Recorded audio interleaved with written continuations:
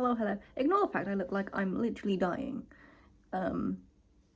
It's winter, my top lip is getting all cracked and dry, so I've been putting a lot of lip balm on it, and for some reason, because I'm pale as fuck, right? So I have to use pale as fuck foundation, and it just makes me look ghostly pale and, like, dead, and it's probably the lighting as well, doesn't help. But here we go, we digress.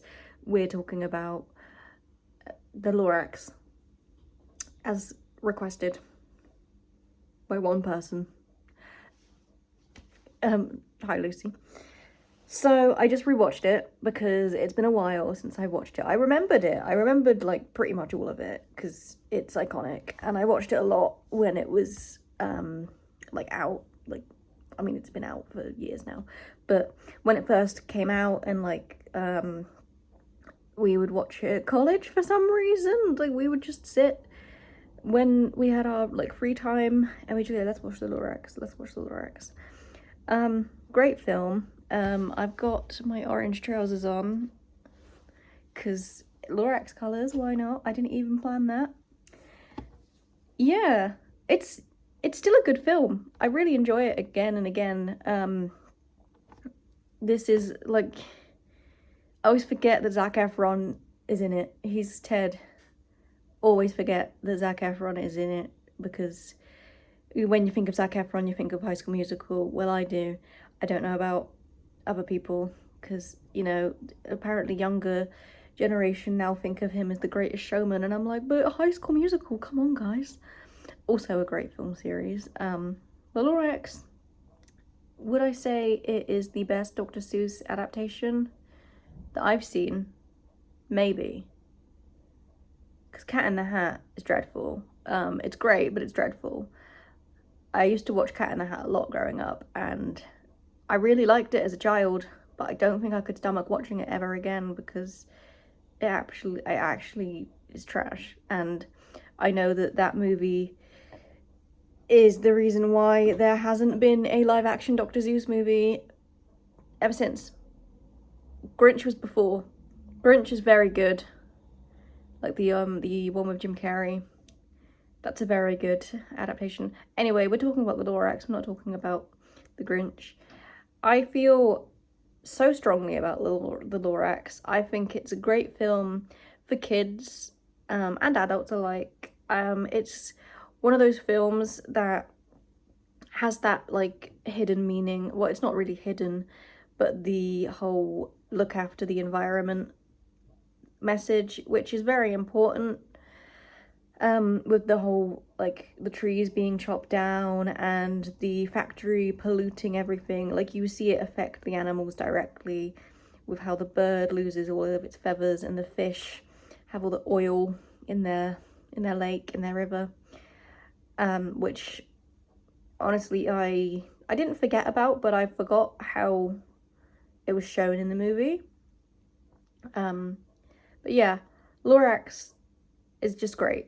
The music is fantastic. I love the Lorax songs. Weird that Taylor Swift is in it, and I don't think she even sings in it.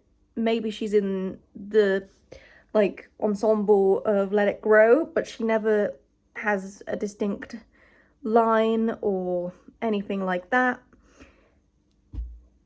So it's very strange that Taylor Swift is in the movie because she doesn't sing. Maybe they were like, no, we're not gonna. Maybe it was something to do with they'd have to pay her more if she sung a solo. And as far as I'm aware, the company that did the Lorax at the time was like a low budget, not like really low budget, but it wasn't as high of a budget as like DreamWorks and Disney. I think it's Blue Sky, which Disney now own, I'm pretty sure. I think it's Blue Sky. It's either Blue Sky or Illumination. I can't remember which. Anyway, I think everyone should watch the Lorax in their life. It's just very important for environmental purposes. Soundtrack's great. Love How Bad Can I Be? Like, 10 out of 10. No notes. The animals are very cute, like the bear and all the ducks and the fishies. They're just fantastic. The villain is fucking hilarious. Like, he's so cartoonishly evil. it's ridiculous. I once had a dream. This is going off on a tangent. I once had a dream that I was Brad Pitt in the dream, basically. And I was trying to find Angelina Jolie because she'd been kidnapped. And you know who kidnapped her? The mayor from the Lorax. What the fuck? I don't know why. He was also like pumping her with Extremis from Iron Man 3. I don't know why all of these things combined, because I remember watching Mr. and Mrs. Smith that evening. And then also obviously Brad Pitt was fresh in my mind and Angelina Jolie. I don't know where the mayor from the Lorax came from. I don't know where the Iron Man 3 connection came from.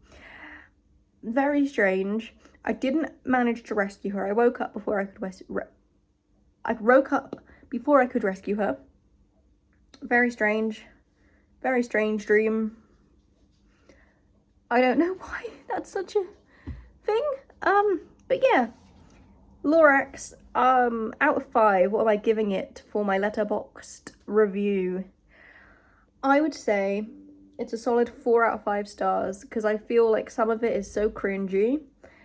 Any scene with the mum, what is he doing back there? Trying to find food, pretty sure. But yeah, I think 4 out of 5 is a good score. Obviously it's not like the best of the best, but it's also not absolutely terrible. So I feel like 4 is a good score. But yeah, if anyone has any like specific movies they want me to review or anything like that, I will try to, as long as, I don't know, I have easy access to them. If it's a movie I don't have easy access to, either from it not being available on a streaming service, I only have Netflix and Disney Plus, and I'm leeching off of someone for their Now TV. They live in the same household, it's fine. So I'm not like being one of those people who is password sharing, which I think is diabolical that Netflix and Disney have stopped that, because why stop people having enjoyment? Money, oh yeah, but you're like multi-millionaire companies, like come on, you can afford to let people password share. Anyway, yeah, so the Lorax was on Now TV because I don't own it on DVD, which is weird.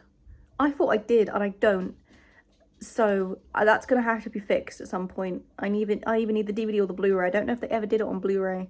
I'd be interested to see if they did. They probably did, because Blu-rays were being produced at the time the Lorax came out, so I imagine it's on Blu-ray.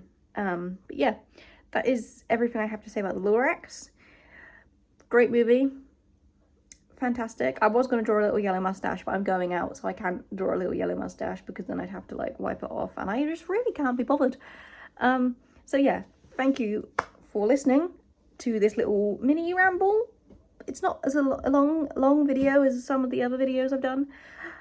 Check back in at the end of the month. I'm gonna, if I plan, I do plan to, if I actually sit down and do it, I want to rank my first watches of January. There's been quite a few first watches, a couple rewatches in there as well, and you know, I might also make a video about who my favourite Spider-Man is. The people who know, and that's gonna be, just tune in. If you know my Letterboxd, you'll see who my favourite is. I'll leave my Letterboxd in the little box. And yes, thank you so much for everyone who came by, and I love you, and I will see you very soon. Goodbye.